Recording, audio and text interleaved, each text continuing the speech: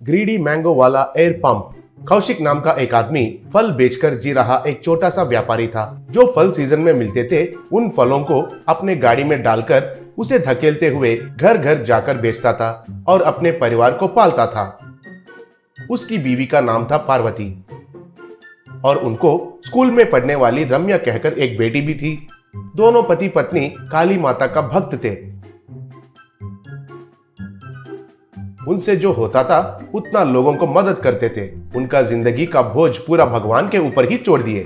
वो गर्मियों का मौसम होने के वजह से आम का फलों को उसके गाड़ी में भर के गली गली घूम रहा था कौशिक। आम के फल, आम के फल, ताजा ताजा आम के फल, आइए जी आइए, खरीदिए जी खरीदिए, मीठा और ताजा ताजा आम के फल, कहते हुए घूम रहा था।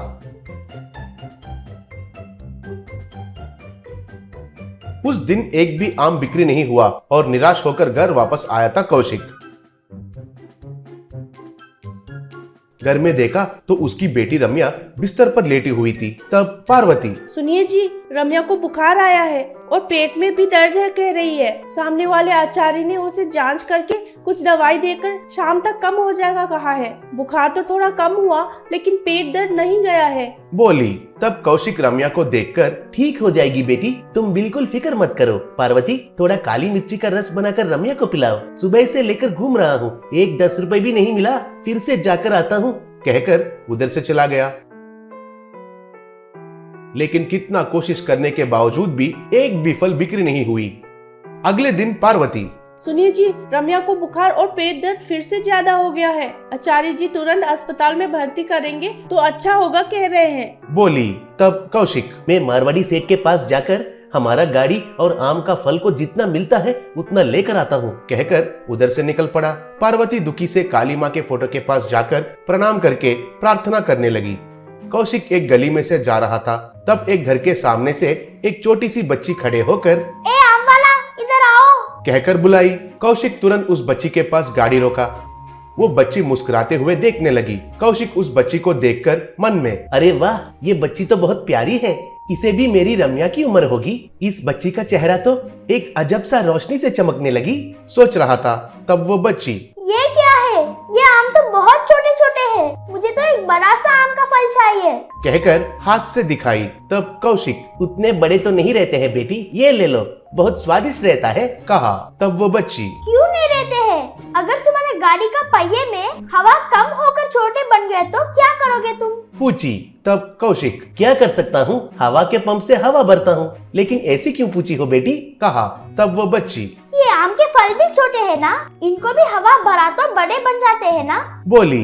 तब कौशिक, ऐसे कैसे मुमकिन होगा, लेकिन मेरे पास तो हवा भरने का पंप भी नहीं है, कहा। तब वो बच्ची, मेरे पास है ना, कहकर हाथ से एक हवा पंप को प्रकट करके कौशिक को देकर, ये लो, अब इस पंप से हवा भरो। क्यों बड़े नहीं बनेंगे मैं देखती हूँ, बोली। तब कौशिक को कुछ भी समझ में नहीं आया और एक आम का फल को लेकर उस हवा पंप को लगाकर हवा भरने लगा। तब वो देखते ही एक बड़ा सा आम जैसा बदल गई।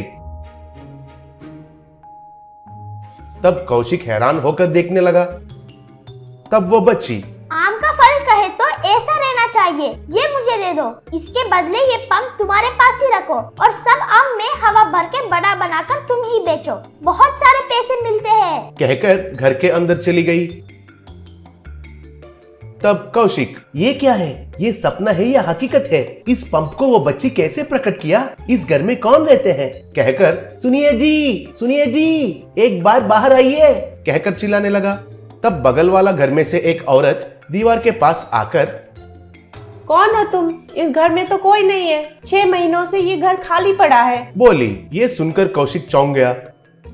कौशिक बहुत आश्चर्यचकित होकर गाड़ी से एक आम को निकालकर उसे एयर पंप से हवा भरा। वो फल बड़ा फल जैसा बन गया। वैसे ही सब फलों में उस एयर पंप से हवा भरा और उनको बड़ा बनाकर उसके गाड़ी में डालकर, आइए जी आइए, आम का फल, बड़े बड़े आम का फल, ताजे आम का फल, बहुत मीठे मीठे आम का फल, बड़े बड़े आम का फल, कहकर पुकारने लगा। तब लोग आकर खरीदने लगे। घर जाकर कौशिक उसकी पत्नी से जो कुछ हुआ वो सब बताया और काली माँ का फोटो को प्रणाम करके माँ, हमारी मुश्किलों को देखकर तुम ही वो छोटी बच्ची के रूप में आई है ना? मुझे पता है, उस बच्ची का चेहरा तो बिल्कुल तुम्हारे चेहरा जैसा चमक रहा था। बहुत बहुत धन्यवाद माँ, कहा। ऐसे रम्या का इलाज करवाया और रम्या ठीक हो गई।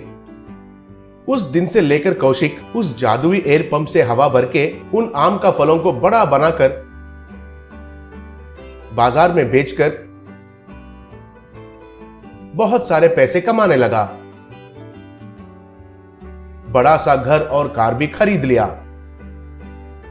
पार्वती और रम्या से मिलकर उनके घर के आंगन में एक मेज लगाकर उन पर उन बड़े बड़े आम का फल को रखकर गरीब लोगों को बांटते हुए उनसे प्यार से बात करके उनको विनम्रता पूर्वक से प्रणाम करने लगा।